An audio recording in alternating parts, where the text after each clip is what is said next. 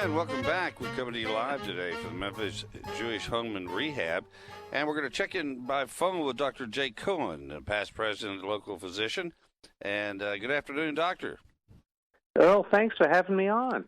Appreciate it. Well, I'm glad you could make it by phone. I know you wanted to be here. Then, as things usually happen, somebody can't be here. So we're glad you are.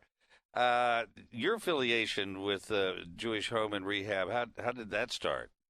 Well, it goes back way over 10, maybe even 20 years, just trying to find where's the right place for a patient who needs healing and a family that can be part of the process. And realizing that the Memphis Jewish Home and now becoming the Memphis Jewish Home and Rehab over the last several years is the only 5-star rated nursing home each of the last several years in this entire region. So Wow. It just made sense to try to get people involved in the healing process, and when they need rehabilitation, it is the place to be. Well, I think people are comforted to know that docs care a lot more about what happens to a patient after they leave them, and they do. I know for the doctors that have cared for me over the years, they check back and say, how you doing, how are things going, and not just when you come to their office.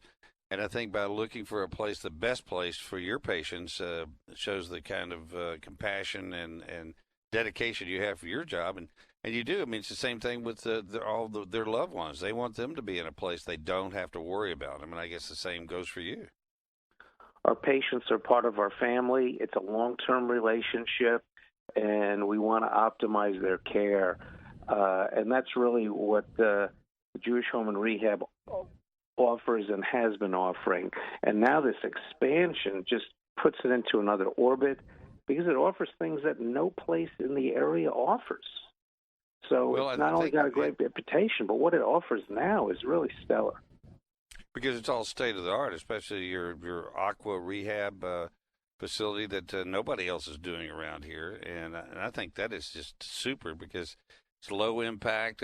You're weightless, pretty much weightless in there. So people that have things that bother them in their rehab that when they're on land, in many cases won't be bothered in the water. Earle, you're right on target. And, the bottom line is the patient wins and the family wins, and people who felt they may not be able to get back to their previous abilities are able to get back to their homes and do their normal functioning activities because they'll learn how to do it when they're at outpatient or inpatient in the rehab unit, and they're smiling. And that is the real indicator, isn't it, when you come in here and you see people smiling. Because people don't smile if they ain't happy. I can promise you that. How much did you have to do when they came and said, "Okay, we want to take it to the next level and we want to build this rehab center up"? Did you have in helping coming up with the different facets of it that would exist? It was a really collaborative effort because the first thing we needed to go out in the community and find out what were the needs. There's no reason to duplicate things that are already being done. But when we looked outside of Memphis in different regions and saw what does Atlanta have, what does Louisville have, what's going on in St. Louis and Birmingham, are there capabilities that are out there that we don't have in the Memphis, Shelby County, whole Mid-South region that would really be able to enhance people's care so they didn't have to go 3, 7 hours, 10 hours away. And so we brought that in. And really did a lot of committee work together, and then talked to our orthopedic surgeons in the community, or neurologists, cardiologists, and say, would these needs help you to help your patients? So it became a layered approach, and then that led to the fundraising part and the development and the building of it to really put it all together.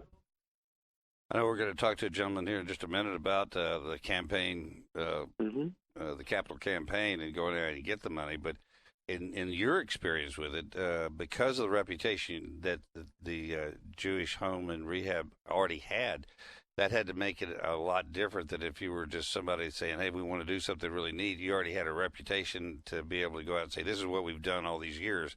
Now we want to take it to the next level." It does make a difference because you're building quality on top of quality. You have respect already in the community and you have a reputation, and then you want to add new physicians as well as current physicians and PAs and physiatrists, and get their the best way to do it well is to get their input. Because you want things that are going to be usable. They know what type of patient problems they see. How can we build it the way they want it so that the patients win? When it is completed, I understand now it's looking like August. When it is completed, how will it stack up with what you've seen around the country? Well, I think we're so excited about it because we're looking not just what we're going to have in August, but we're looking at, well, what needs do we see 18 months from now? What additional things are we going to look at? We want to grow the expertise in our region so that it's unparalleled.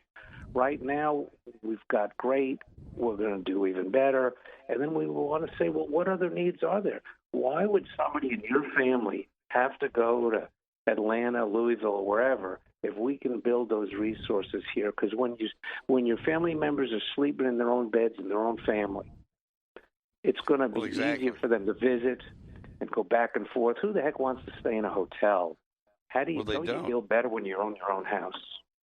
That's what I told them when I went into the hospital. I said, I'd be better at home, wouldn't I? They disagreed with me. Right. But it's like Dr. Scott Morris with Church Health, who's we have on and have been working with him for years now on my show.